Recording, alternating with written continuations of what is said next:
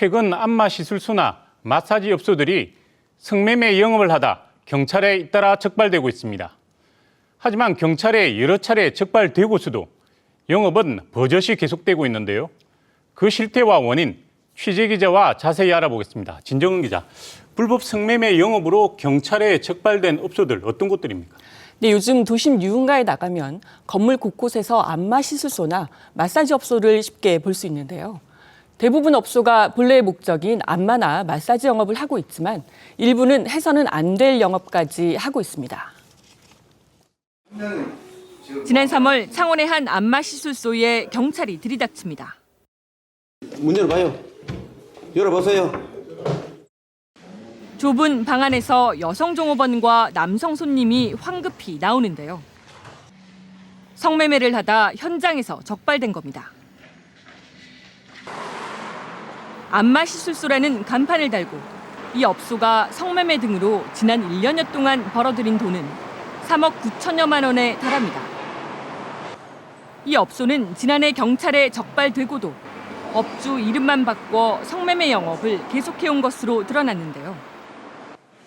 경찰은 해당 업소 업주와 관리인, 그리고 건물주까지 3명을 구속했습니다.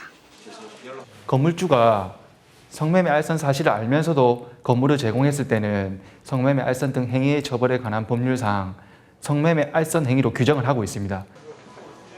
요즘 인기가 많은 각종 마사지 업소 일부에서도 성매매가 이루어지고 있습니다. 지난달 24일 창원의 한 마사지 업소. 남성 손님들을 대상으로 성매매를 하다 경찰 단속에 적발됐습니다. 예, 지금 낮에는 지금 일이 있어갖고 낮에 지금 안 하네요. 10천만 원 받고 있습니다. 마사지하고 연애하고 다 합쳤어요. 아로마 마사지 업소로 위장한 이 업소는 주로 밤 시간대 같은 장소에서 성매매를 하다 지난 1월에 이어 올 들어 2차례나 적발됐습니다. 경찰에 적발되고서도 계속 성매매 영업을 하다 또다시 적발이 됐다. 어떻게 이런 일들이 가능한 겁니까? 네, 경찰이 아무리 적발을 하더라도 강력한 법적 제재가 없기 때문인데요.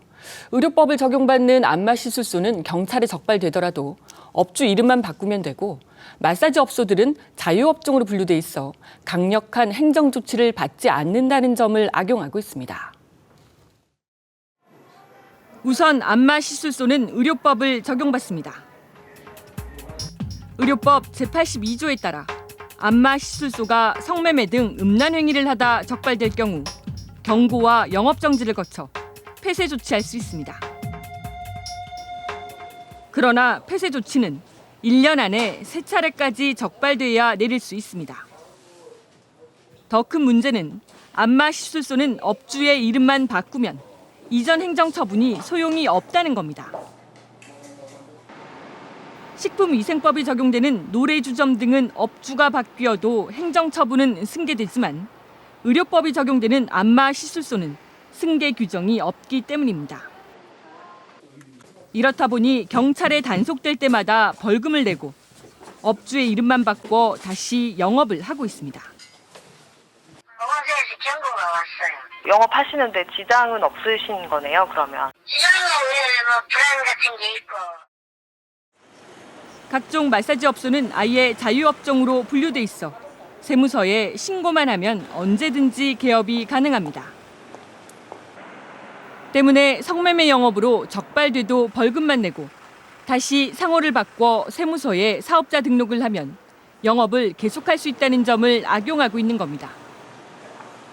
이런 업소 자체가 그 구청이나 그 시청에서 허가를 받지 않고 자유업종으로 되어 있기 때문에 이 업소에서는 행정처분이 들어가기 어렵습니다.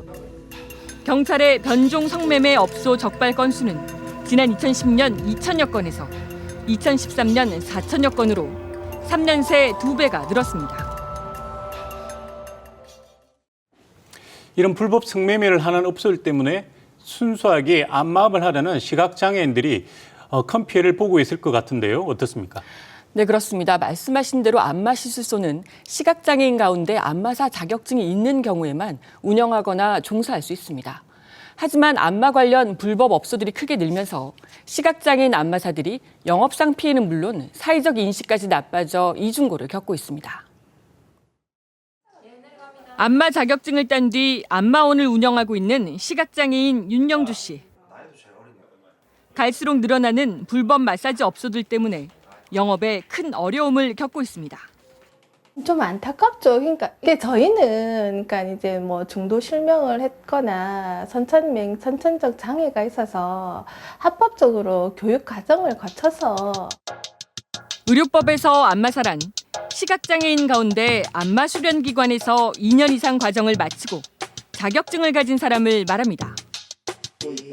안마 시술소와 안마원은 시각장애인 안마사를 1명 이상 고용해야 하고 안마사가 아닌 사람은 지압 등 안마 업무를 할 수 없습니다.